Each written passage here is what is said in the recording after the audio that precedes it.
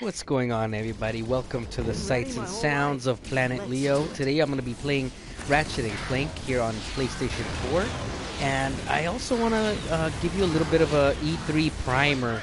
We're going to be having E3 in just under a week now, and if you're watching this, you're probably very interested in what's probably going to be expected at E3. Obviously, some of the average stuff, the yearly games, sports titles from EA are going to be released. The 2K is going to be shown, the FIFAs, the Maddens of the world, and the NBAs of the world as well are going to be shown as well.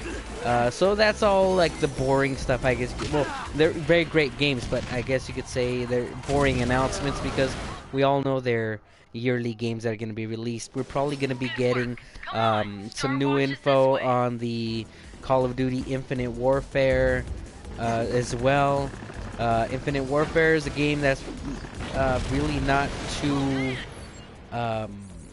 well received by a lot of people, at least initially.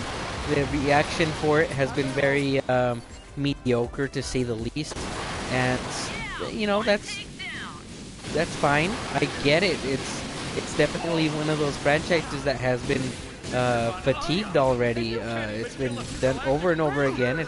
It's had a yearly iteration of some sort for the past,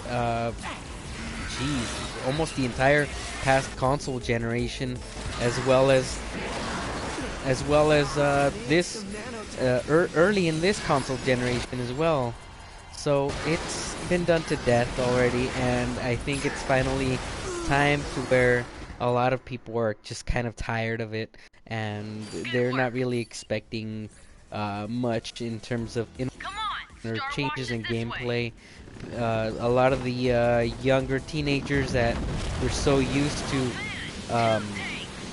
buying the games on a yearly basis, I think they're finally maturing, and they're finally kind of smartening up to it and gotten a little jaded by the franchise, and just realize that, hey, it's not as great as a lot of them thought it was. So we're moving into a time where those types of franchises are just not going to be as profitable as they once were.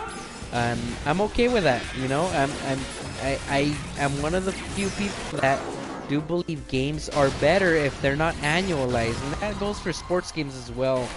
Most of the sports games out today could easily be just remade as once a year releases, and I mean, not once a year, once every couple year releases, and 1 year.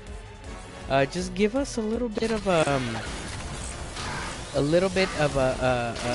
roster update, or just some DLC if you want to make money that way. But I don't think that what people are shelling out $60 for on a yearly basis is warranted by the content that you get in the games. So there's that. But now for the exciting stuff. What's to be expected at E3? Well, there's already been a couple of quote-unquote leaked images. Who knows how reliable they are? But of the one and only God of War, that's one of my favorite franchises.